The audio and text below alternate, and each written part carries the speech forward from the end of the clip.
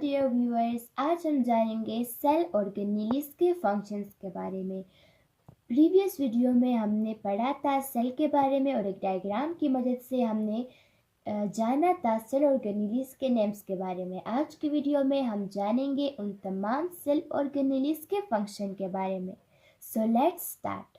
Organelles of a cell. Biology में organelles से मुराद वो स्ट्रक्चर्स होते हैं जो एक लिविंग सेल्स के अंदर प्रेजेंट होते हैं। तो ये आप देख सकते हैं, ये एक लिविंग सेल है, इसके अंदर ये सारे स्ट्रक्चर्स प्रेजेंट है, therefore they are known as organelles. अच्छा, चलिए जानते हैं हर एक ऑर्गेनेली के फंक्शन के बारे में। ये जो आपको कवरिंग नजर आ रही है पर्पल कलर की, this is called the cell membrane और प्लाज्मा मेम्ब्रेन। इसका काम यह है कि एक सेल में जितनी चीज़ें आ रही है और जितनी चीज़ें बाहर जा रही है उसको कंट्रोल करना। इसके बाद आता है क्रोमेटिन। ये आप देख सकते हैं, ये जो थ्रेड लाइक स्ट्रक्चर है इसको हम क्रोमेटिन कहते हैं। क्रोमेटिन के अंदर डीएनए प्रेजेंट होती है और डीएनए क्या करती है, वो सेल के सारे फंक्शन को कंट्रोल करती है।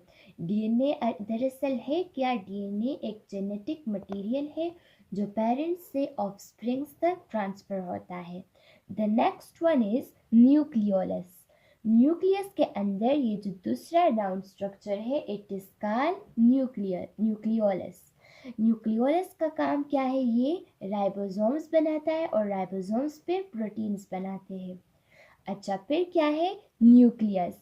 न्यूक्लियस ये जो होल राउंड पार्ट है इसको हम न्यूक्लियस कहते हैं। न्यूक्लियस के अंदर न्यूक्लियोलस प्रेजेंट होता है, क्रोमेटिन प्रेजेंट होता है और डीएनए। अच्छा, फिर क्या है रफ एंडोप्लाज्मिक रेटिकुलम। ये वाला, ये जो न्यूक्लियस के साथ एंडोप्लाज्मिक रेटिकुलम है इसको हम रफ एंडोप्लाज्मिक रेटिकुलम कहते हैं। एंडोप्लाज्मिक रेटिकुलम की टू टाइप्स होती है, rough endoplasmic reticulum and smooth endoplasmic reticulum.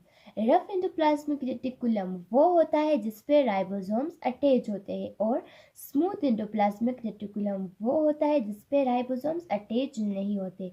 मतलब क्या है कि ये जो न्यूक्लियोलस में राइबोसोम्स बन जाते हैं तो वो रफ एंडोप्लाज्मिक रेटिकुलम के साथ अटैच होते हैं या फिर वो साइटोप्लाज्म में फ्रीली भी रह सकते हैं। फिर वो यहाँ पर प्रोटीन्स बनाते हैं। अच्छा, फिर क्या है, this one is called smooth endoplasmic reticulum.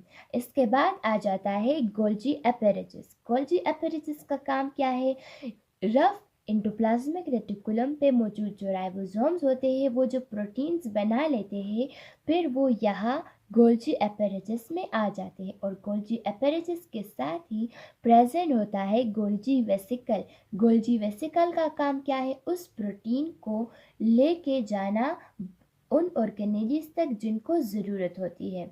The next one is lysosome. Lysosome क्या करता है, ये सेल के डैमेज पार्ट्स को कलेक्ट करता है और उसकी ब्रेक डाउन करता है। अच्छा, फिर क्या है mitochondrion. This one is called mitochondrion. Mitochondrion single word है जबकि इसका प्लूरल है माइटोकॉन्ड्रिया। माइटोकॉन्ड्रिया को हम powerhouse of a cell भी कहते हैं क्योंकि यहाँ पे ग्लाइकोलाइसिस का प्रोसेस होता है जिसमें हमारे पास एटीपी बनती है और ATP is the energy currency of the cell. उसमें एनर्जी स्टोर होती है। एटीपी की जब ब्रेकडाउन होती है तो वो एनर्जी रिलीज करता है।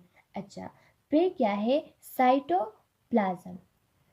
साइटोप्लाज्म क्या है, साइटोप्लाज्म ये जो स्ट्रक्चर है सेल का, एक तो है सेल मेम्ब्रेन।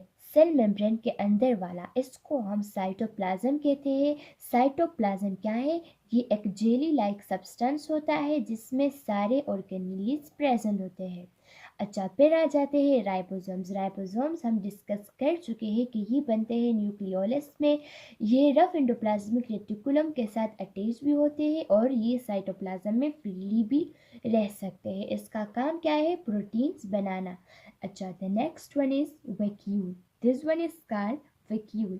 वैक्यूल का काम क्या है, फूड और वाटर को स्टोर करना, साथ साथ में इसके अंदर एमिनो एसिड्स भी स्टोर होते हैं and amino acids are the building blocks of proteins. ये क्या करते हैं, ये प्रोटीन्स बनाते हैं। जिस तरह के हमारा बिल्डिंग ब्लॉक है सेल, इसी तरह प्रोटीन का बिल्डिंग ब्लॉक है एमिनो एसिड्स। अच्छा, फिर क्या है, centrosome. This one part is called centrosome.